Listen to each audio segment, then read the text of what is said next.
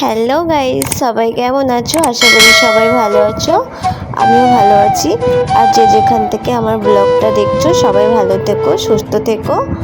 তো আমিও ভালো আছি। সবাই তোমরা ভালো থেকো, সুস্থ থেকো, পাশে থেকো।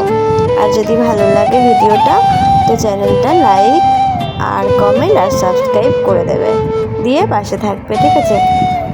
তো দেখো বন্ধুরা, আবার একটা নতুন ব্লগ নিয়ে চলে আসলাম। আবারও একটা নতুন ব্লগের সাথে তোমাদের সাথে আমার দেখা। তো কেমন লাগলো সবাই কমেন্টে জানাবে। তো দেখো, আমরা বাড়ি থেকে বেরিয়ে পড়লাম। আমরা যাচ্ছিলাম, একটু বেরিয়েছিলাম।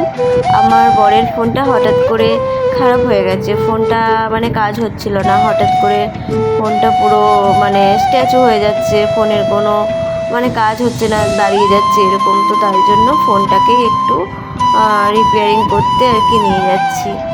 তো সেই জন্য আর কি বেরিয়ে পড়লাম। তারপরে ঘর থেকে মানে বেরোনোর সময় দেখলে তো টাটা করে মানে হাই করে দিলাম তোমাদেরকে, আমার বড় করে দিল। তারপর বাইক নিয়ে বেরিয়ে পড়লাম পাড়ার রাস্তা থেকে বেরিয়ে। তারপরে রাস্তায় উঠে এই যে বাইক নিয়ে আমরা এখন চলে যাচ্ছি। তো এখন আমরা বাইক নিয়ে যাচ্ছি দুপুরবেলা।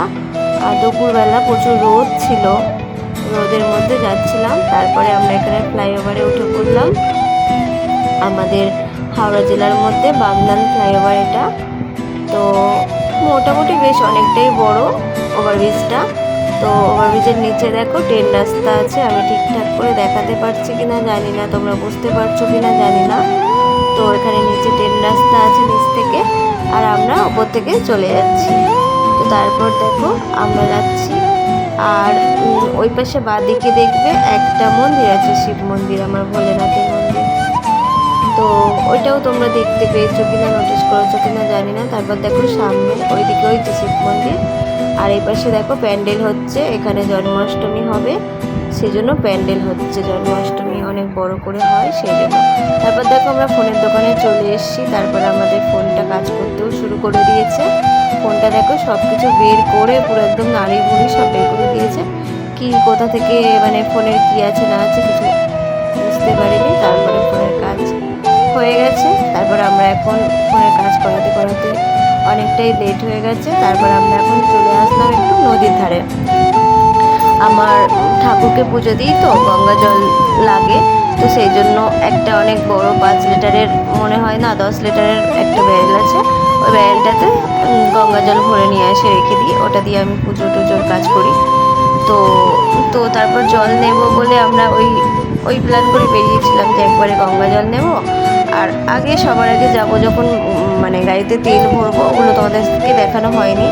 হাই রোডে ছিলাম, তো আগে একদিন ভিডিও করতে করতে যাচ্ছিলাম, তো পুলিশ ধরে মানে ট্রাফিক ধরেছিল যে রাস্তার মধ্যে মেন রোডে ইয়ে করছে, সেলফি নিচ্ছে, সেই হেলমেট নেই, এরকম করে ঝামেলা মতো হয়েছিল। তো সেই জন্য আর আজকে মেন রোডে গিয়ে করিনি কিছু ভিডিও টিডিও। তো তারপরে সবার আগে তেল ভরলাম, তারপর ফোন দোকানে গিয়ে ফোন সারালাম। তারপরে এই যে জল ভরতে চলে আসলাম। আমার বর গেছে জল ভরতে, আর আমি ওখান থেকে ভিডিও করছিলাম ওপর থেকে। তো তারপর জলটা নিয়ে চলে এসেছে। তারপর দেখো এটা আমাদের গঙ্গা মন্দির, যেহেতু নদীর ধারে গঙ্গার ধারে গঙ্গা মন্দির তো থাকবে। তো গঙ্গা মন্দির, আর মন্দিরটা এখন বন্ধ হয়ে গেছে, সন্ধ্যাবেলা বন্ধ হয়ে গেছে, সন্ধ্যে টন্ধে দেওয়া হয়ে বন্ধ হয়ে গেছে। আর বাইরে থেকে আমি একটু ভিডিওটা করে নিলাম, এখানে একটু লাইট ছিল মন্দিরের সামনে। তো টাটা বন্ধুরা।